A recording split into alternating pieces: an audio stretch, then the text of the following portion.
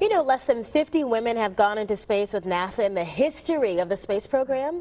Mobile native and Navy Captain Kay Hire is in that select company. Hire sat down recently with our Eric Reynolds to talk about her amazing life since leaving the port city after her early years of school. It's a journey that has taken her around the world and to incredible heights. Here's the interview.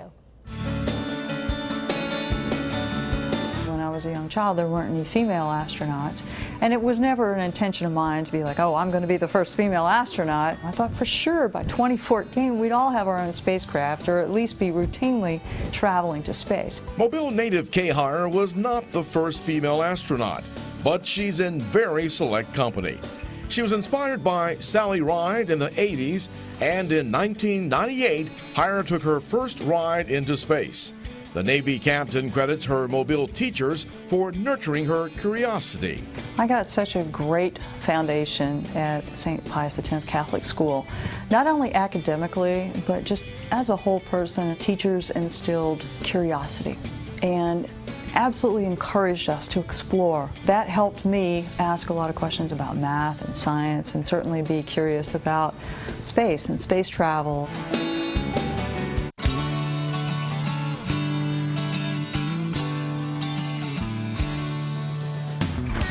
At Murphy, great teachers, and again they inspired us to work harder, and yeah, there was a little bit of competition among the students, you know, who wanted to be the best. Hire's competitive spirit earned her an appointment to the U.S. Naval Academy. To be honest, wasn't really even aware of the Naval Academy. Spent a lot of time as a kid on the water, in the water, sailing and fishing and boating and water skiing and swimming and surfing. So the Navy certainly interested me. The academics really appealed to me, so it really wasn't a tough decision. Hire was in the second class to accept female midshipmen. There were negative effects of people still getting accustomed to women being among the brigade of midshipmen, but for the most part, my experience was very positive. There was a lot of very good support. I'm just so very thankful that I had the opportunity to attend the U.S. Naval Academy, because that truly broadened my horizons. After graduation, Hire became a Navy pilot. In my first squadron, we were conducting oceanographic research worldwide, and in 3 years I flew to 25 different countries. So I joined the Navy, see the world, just a tremendous experience. After that, I instructed other naval flight officers in navigation over land and over water, and long-range over water navigation.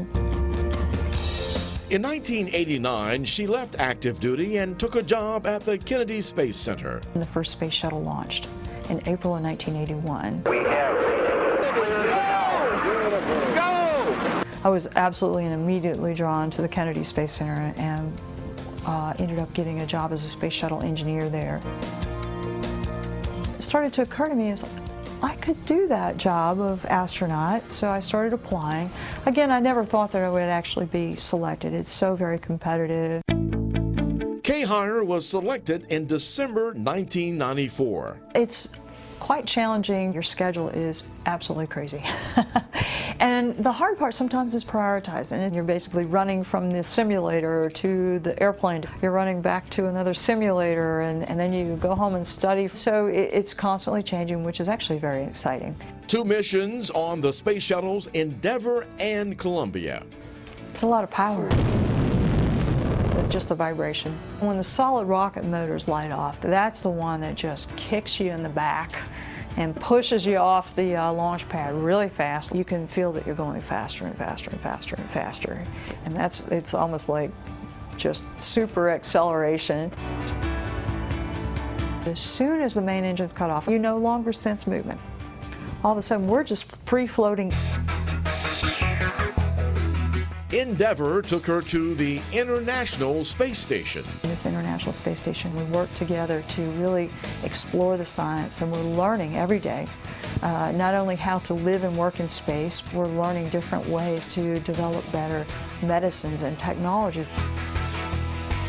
We'd really like these students to come up with some brilliant ideas, new technologies, and come help us achieve these missions and to reach even further and explore even more. In Mobile, Eric Reynolds, Fox 10 News. Hire is back on active duty now, working for the Department of the Navy, addressing space-related issues. She hopes to return to her civil service job as an astronaut at NASA when she says the Navy's done with her. All right, Hire accomplished another historical first during her Navy career. In 1993, she became the first woman in the U.S. military to be assigned to a combat flying crew. Very inspiring. Oh, absolutely. Well, you're going to get an update on our current weather conditions right after this quick break. And also, we're going to tell you about how you can